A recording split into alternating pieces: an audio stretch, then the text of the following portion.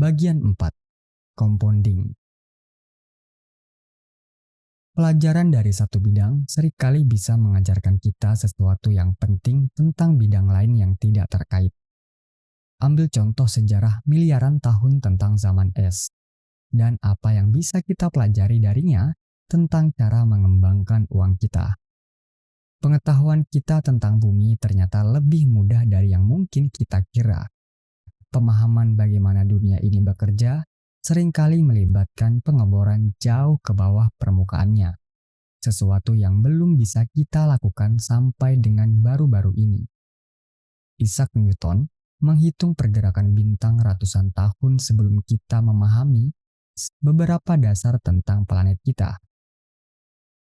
Baru pada abad ke-19, para ilmuwan sepakat bahwa bumi pada beberapa kesempatan telah tertutup es.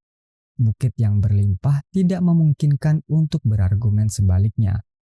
Di seluruh dunia, terdapat jejak-jejak dunia yang dulu beku.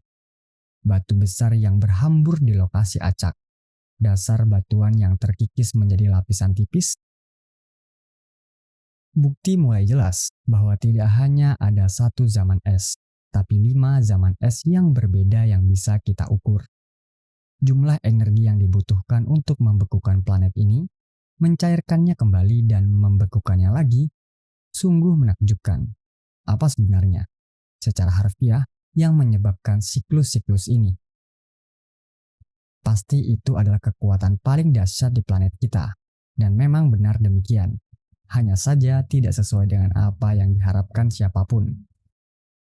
Banyak teori tentang mengapa zaman es terjadi. Untuk menjelaskan pengaruh geologisnya yang besar, teori-teorinya pun sama hebatnya.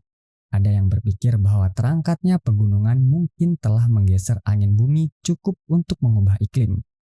Lainnya lebih mendukung ide bahwa es adalah keadaan alami yang terganggu oleh letusan gunung berapi besar yang memanaskan kita. Namun, tidak satupun dari teori-teori ini yang bisa menjelaskan siklus zaman es. Pertumbuhan pegunungan atau letusan gunung berapi besar mungkin bisa menjelaskan satu zaman es, tapi itu tidak bisa menjelaskan pengulangan siklus sebanyak 5 kali.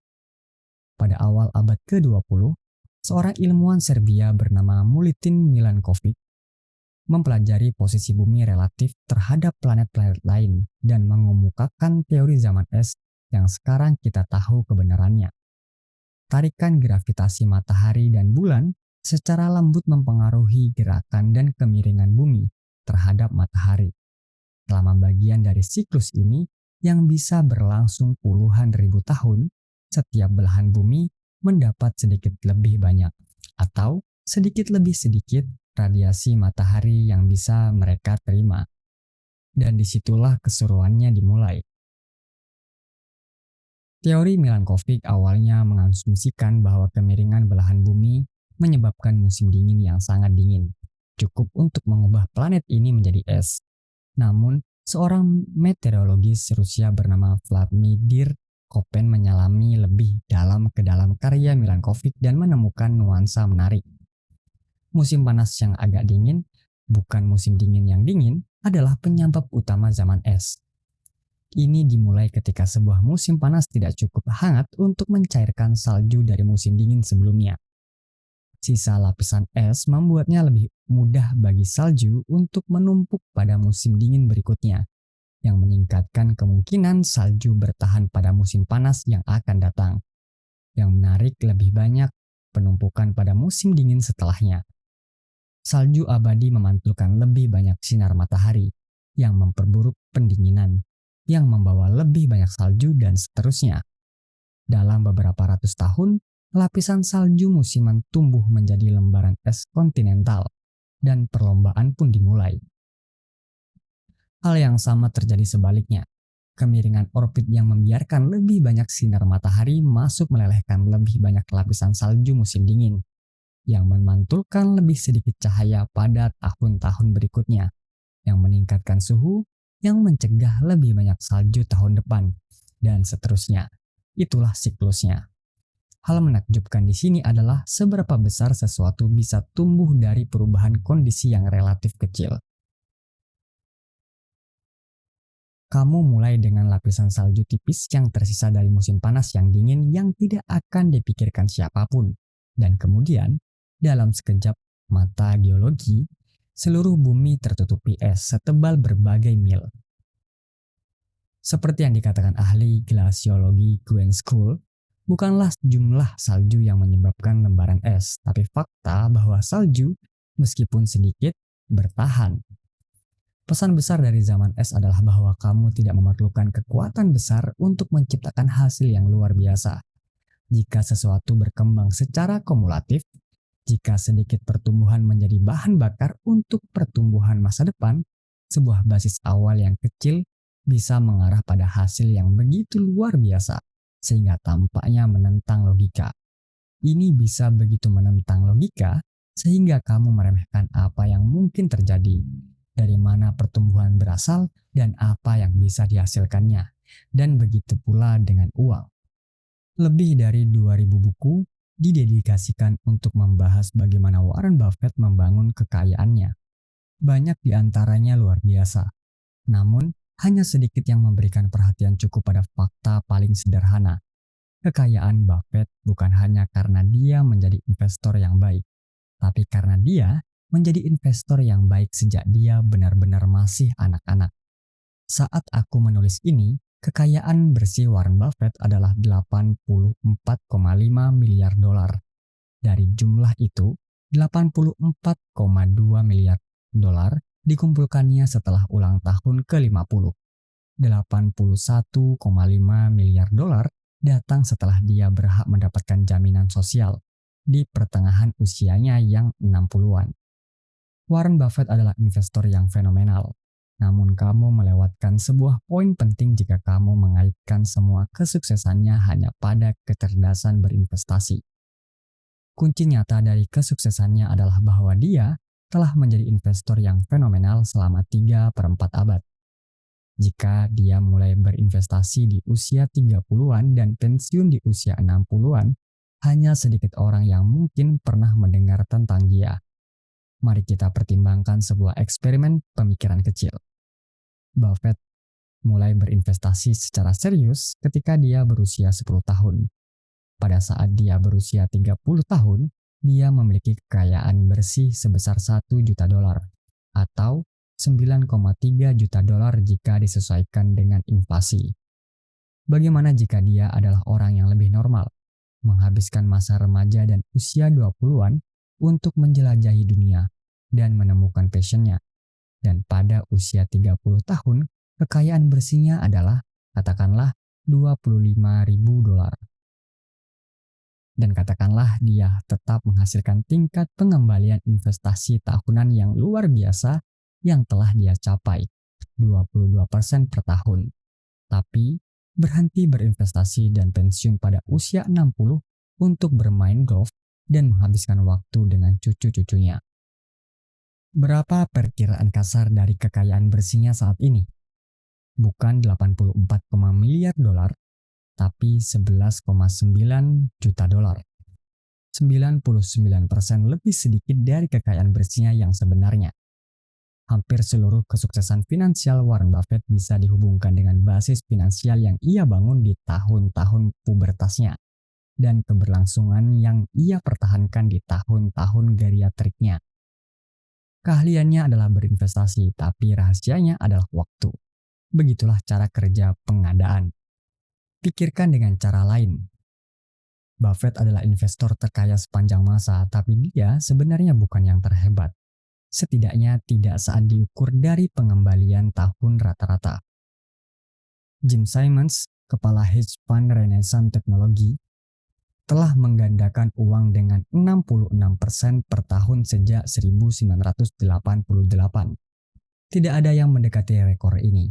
Seperti yang baru saja kita lihat, Buffett menggandakan dengan sekitar 22% per tahun, sepertiga dari itu.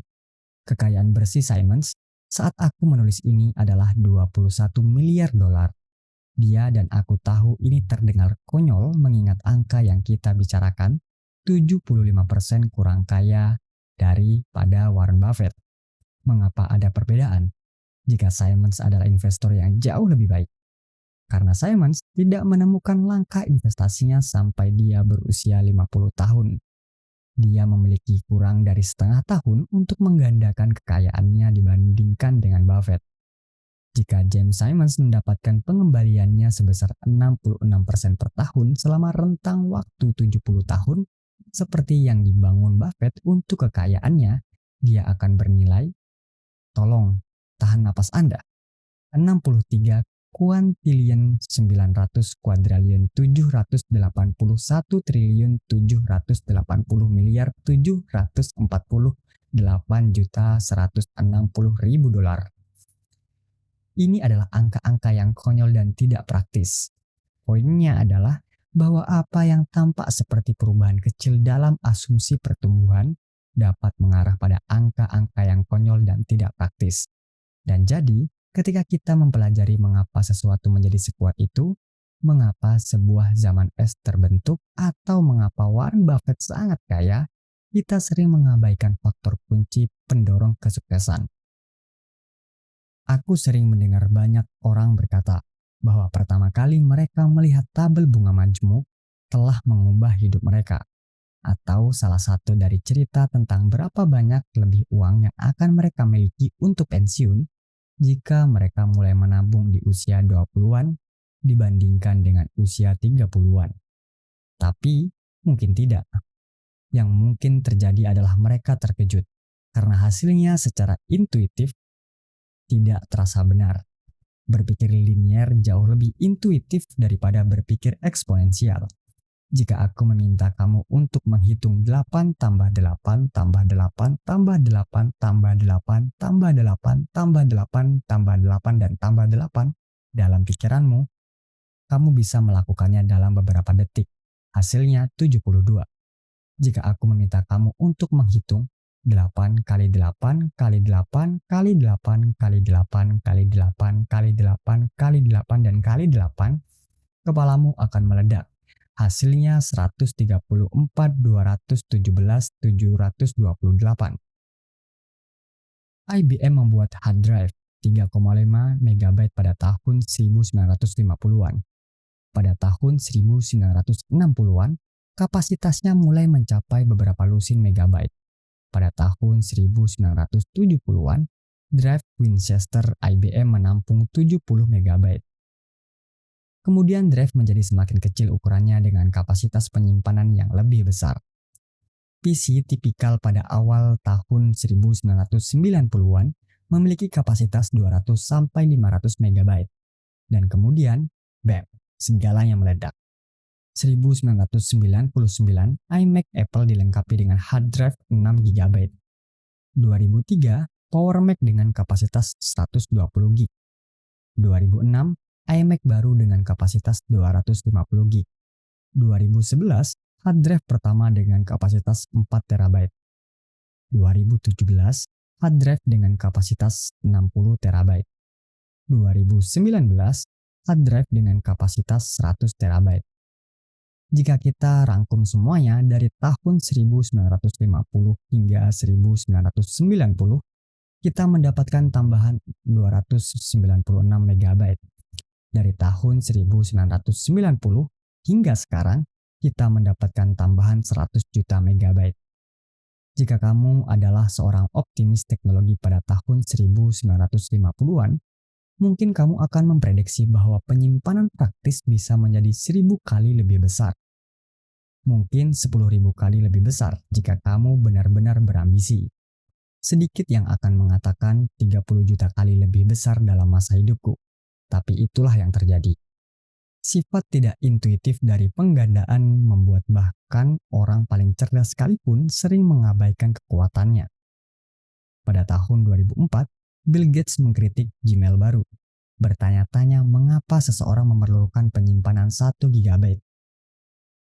Penulis Stephen Levy menulis, meskipun dia akrab dengan teknologi-teknologi terdepan, mentalitasnya makin terikat pada paradigma lama, di mana penyimpanan adalah komoditas yang harus dihemat.